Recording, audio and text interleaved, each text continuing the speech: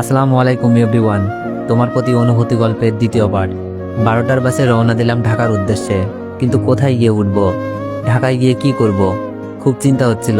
কারণ ঢাকা আমি ভালো করে চিনি না, আর কোনো আত্মীয় স্বজনও নেই যেখানে গিয়ে উঠব। ভাবির দেওয়ার টাকাগুলো গুনলাম, 5,000 টাকা আছে এখানে, আর আমার পকেটে 780 টাকা। ভাবি যদি টাকাগুলো না দিত তাহলে তো 2 দিন বেঁচে থাকাও কষ্টকর হয়ে যেত। এমন কোনো কাজও জানি না, সবেমাত্র কলেজে পা দিয়েছি। আব্বুর টাকা পয়সার কোনো অভাব নেই, যার জন্য লেখাপড়াটাও ভালো করে করেছি। পরিবারের সবাই আমাকে অনেক ভালোবাসতো।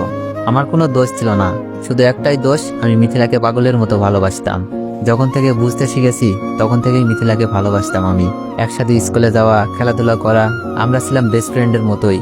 কিন্তু যখন মিথিলাকে স্কুলের এক বড় ভাই ফলো করতে শুরু করে, আর মিথিলা যদি সম্পর্কে জড়িয়ে যায়, সেই ভয়ে সুমিয়াপুর বিয়ের দিনই মিথিলাকে প্রপোজ করে বসি। কিন্তু মিথিলার সাথে সাথে এই কথা আমার আব্বুকে জানিয়ে দেয়। আব্বু আমাকে সেই দিন অনেক মারে। তখন নবম শ্রেণীতে উঠেছি মাত্র। আমার আর বিয়ে খাওয়া হইল না। আব্বুর হাতের মার সেই দিন প্রথম খেয়েছিলাম। আব্বু বলেছিল মিথিলাকে যেন নিজের বোনের মতোই দেখতে। আমার মায়ের দেখে মিথিলা অনেক হেসেছিল, কিন্তু মিথিলার প্রতি আমার কোনো রাগ আসেনি। বিয়ের দিন সুমি আপুর সাথে যাওয়ার জন্য বলেছিল আপু, আমিও প্রিপারেশন নিয়ে রেখেছিলাম, কিন্তু আমার আর যাওয়া হলো না, মিথিলাই গেল। আব্বু আমাকে মারের কারণটা শুধু ভাবিই জানতো, আর সবাই জেনেছিল আমি দুষ্টুমি করেছি তাই মেরেছে। অনেকে আব্বুকে রাগ দেখিয়েই বলেছিল দুষ্টুমির জন্য কেউ এমন ভাবে মারে, আর বিয়ের দিন ফাজলামি করবে না তো কবে করবে। আপুকে আনার জন্য গিয়েছিলাম। আপু না যাওয়ার কারণটা কি জানতে চেয়েছিল, কিন্তু কিছুই বলে নাই। তবে মিথিলার মনে যেন আনন্দের জোয়ার বইছে। নতুন দুলাভাইয়ের সাথে ভালোই খাতির জমেছে। আমার খুব ভালো লাগতো বড় ভাইয়ের অভাবটা দুলাভাইকে দিয়েই পূরণ করুক। আপুকে নিয়ে বাসায় আসলাম। দুলাভাইয়ের সাথে আমারও ভালো সম্পর্ক গড়ে উঠেছে। খুব ভালোই যাচ্ছিল দিনগুলো। কিন্তু বারবার মিথিলাকে আমার মনের কথা বলার চেষ্টা করেছি। মিথিলা বলতো আমি তোকে শুধু ভাইয়ের মতোই দেখি। দুলাভাইকে দিয়েও বলেছিলাম অনেকবার, কিন্তু কাজ হয়নি। তবে দুলাভাই আর মিথিলাকে অনেকবার একান্তে দেখেছি। মনে হচ্ছিল প্রেমিক প্রেমিকা বসে প্রেম করছে, কিন্তু আমি তখন এইসব নিয়ে ভাবি নাই, কারণ মিথিলা দুলাভাই এমন না। পরবর্তীতে এমনই হলো। হঠাৎ মোবাইলের মেসেজ টিউন বেজে উঠলো। কল্পনা থেকে বাস্তবে ফিরে আসি। মিথিলার নাম্বার থেকে মেসেজ। কি লিখেছে? আমার রূপ বের করতে গিয়ে নিজেই ধরা খেয়ে গেলি, কি অভিনয়টা না করলাম। মিথিলার লেখাটা পড়ে চোখের কোণে জমে থাকা কষ্টগুলো বের হতে যাচ্ছিল। আমি জানি না তুই এমনটা কেন করছিস, তবে আমি চাইলেই তোদের রূপটা বের করে দিতে পারতাম, কিন্তু তোর সম্মান আর আপুর সংসারের কথা ভেবে কাউকে কিছু বলি নাই। মিথিলা বলল, তাই নাকি? তোর কাছে কি প্রমাণ আছে নিজেকে সাধু বানানোর জন্য? তবে কেন তোকে বাসা থেকে বের করেছি জানিস? যেন আমাদের সম্পর্ক আর কেউ না জানে, আর তোর কাছে যেন ছোট হয়ে না থাকতে হয়। আমি বললাম, ভালো করেছিস, এতে আমার কোনো দুঃখ নাই। শুধু বলবো আপুর সংসারটা যেন নষ্ট না করিস। তোদের এই অবৈধ সম্পর্ক নষ্ট করে সবাই যেমন ভাবতো তোকে সেই রকম যেন ভাবে। মিথিলা বলল, তুই আমাকে বলবে আমি কি করব? আমি দুলাভাইকে বিয়ে করব। তারপর আমি রিপ্লাই দিলাম, কিন্তু মেসেজ সেন্ড হচ্ছে না। বুঝতে বাকি নেই এই সিমটা নষ্ট করে ফেলেছে। কিন্তু আমার মনে খুব ভয় জন্মেছিল, আপুর সংসারটা কি মিথিলা ধ্বংস করে দিবে। তাই আমি সাথে সাথে দুলাভাইকে ভিডিও পাঠিয়ে ছোট করে মেসেজ লিখে দিলাম।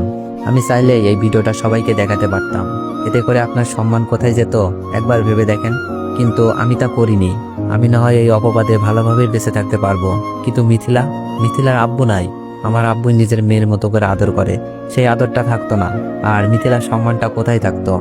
আর আপনার আপুর চোখে সারা জীবন ধর্ষক হয়ে বেঁচে থাকতেন। হতে পারতো আপনার সংসারটা ভেঙে গেছে, আর আমাদের বাড়িতে সেই সম্মানটা আছেই, সেই সম্মানটা ঘৃণায় পরিণত হতো। তাই আপনাদের একটা সুযোগ দিলাম, আপনাদের এই অবৈধ সম্পর্ক নষ্ট করুন, সম্মান আর আপুর ভালোবাসা নিয়ে বেঁচে থাকুন। মনে রাখবেন আপনার একটা ফুটফুটে বাচ্চাও আছে। আমি মেসেজটা দিয়ে বসে রইলাম। বাস একটা স্টেশনে এসে থামলো। বাস থেকে নেমে পেটে খুব ক্ষুধা লাগছিল, তাই হোটেলে গিয়ে খাবার খেয়ে নিলাম। রাস্তার পাশ ধরে হাঁটছি, কিন্তু এখন আমি কোথায় যাব, কি করব ভেবে পাচ্ছি না। আব্বু আম্মুর কথাগুলো কানে বাজছিল। তুই আমার ছেলে না, তোকে কোন পাবে পেটে ধরেছি। মাগো, তুমিও তোমার ছেলেকে চিনলা না? চোখ থেকে অনবরত পানি ঝরছিল। অন্য মনস্ক হয়ে রাস্তা দিয়ে হাঁটছিলাম। দুপুর গড়িয়ে বিকেল। হঠাৎই রাস্তার মাঝখানে একটা বাচ্চাকে দেখলাম, যে কোনো মুহূর্তে গাড়ির নিচে চাপা পড়তে পারে। আমি কোনো কিছু না ভেবেই ব্যস্ত রাস্তায় নেমে গিয়ে বাচ্চাটিকে কোলে নিয়ে রাস্তার পাশ দিয়ে যাই। কিন্তু শেষের দিকে একটা গাড়ি এসে আমার পায়ের উপর উঠিয়ে দেয়। আমি ব্যথায় কাতরাচ্ছি। বাচ্চাটির মা এসে আমাকে হাসপাতালে নিয়ে গেল, আর একদিক দিয়ে আমাকে ধন্যবাদ জানাচ্ছে, অন্য দিক দিয়ে নিজের বেখেয়ালির জন্য বাচ্চাকে বাঁচাতে গিয়ে আমার এমন অবস্থার জন্য নিজেকে দোষারোপ করছে। ডাক্তার এসে আমাকে কি যেন একটা ইঞ্জেকশন দিল। আস্তে আস্তে আমার চোখ দুটো বন্ধ হয়ে আসলো। চোখ খুলে দেখি পায়ে ড্রেসিং। বাচ্চাটি ও বাচ্চাটির মা আরেকটা আমাদের বয়সী মেয়ে পাশে দাঁড়িয়ে আছে। ডাক্তার এসে বললেন, পাটা খুব ভালোভাবে ভেঙেছে। আমি ওষুধ লিখে দিচ্ছি, নিয়মিত খাবেন। আর রোগীকে 1 মাস রেস্ট দিতে হবে। খেলাধুলা কোনো কাজ করতে পারবে না। 15 দিন পর আমাকে দেখিয়ে যাবেন। ডাক্তার প্রেসক্রিপশন ধরিয়ে দিলেন।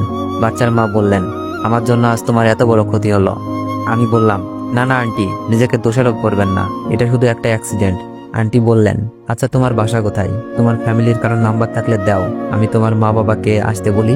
আমার মোবাইলটা কোথায়? মোবাইল খুঁজে পাচ্ছিলাম না। মোবাইলটা আমার হাতে দিয়ে বলল, তোমার মোবাইল রাস্তায় পড়ে ভেঙে গেছে। এটা তো একেবারেই গেছে। মোবাইল হাতে রেখে পকেট থেকে ভাবির দেওয়ার টাকাগুলো বের করে বললাম, আন্টি, হাসপাতালে কত টাকা বিল এসেছে জানি না।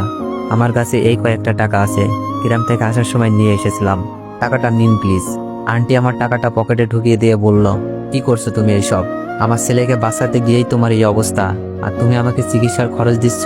আন্টি বলল, তোমার পরিবারে কেউ নেই? তাদের তো খবর দিতে হবে। আছে, আব্বু আম্মু ভাই ভাবি চাচা চাচাতো বোন, কিন্তু এখন আমি ওদের কেউ না। বলতেই চোখ দিয়ে পানি বেরিয়ে আসলো। আন্টির সাথে থাকা মেয়েটি বলল, তাহলে আপনি যাবেন কোথায়? আমি কান্না করছিলাম আর বলছি, জানি না। আর সকালেই বাসা থেকে বের করে দিয়েছে আমাকে, একটা মিথ্যা পাপের অপরাধে। আন্টি বলল, আচ্ছা তাহলে তুমি আমাদের বাসায় আসো, তোমার এখন রেস্টের দরকার। না আন্টি, এটা কি করে হয়? উপকার করেছি বলে আপনাদের বাসায় গিয়ে উঠবো? মেয়েটি বলল, চুপ করেন, এত ভালো মানুষ সাজার দরকার নাই। আমার ভাইকে বাঁচিয়েছেন, এখন আপনাকে বাঁচানোর দায়িত্ব আমাদের।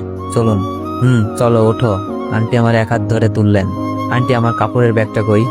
আন্টি বললেন, আমরা তো তোমার ব্যাগ দেখি নাই, মনে হয় কেউ নিয়ে গেছে। আন্টি 1 হাত ধরে আর মেয়েটি আর 1 হাত ধরে হাঁটার জন্য বলল, কিন্তু আমি পা ফেলতে পারছি না, খুব কষ্ট হচ্ছে। প্রথম পা ফেলেই চিৎকার দিয়ে উঠলাম। আন্টি বলল, আস্তে আস্তে পা ফেলো।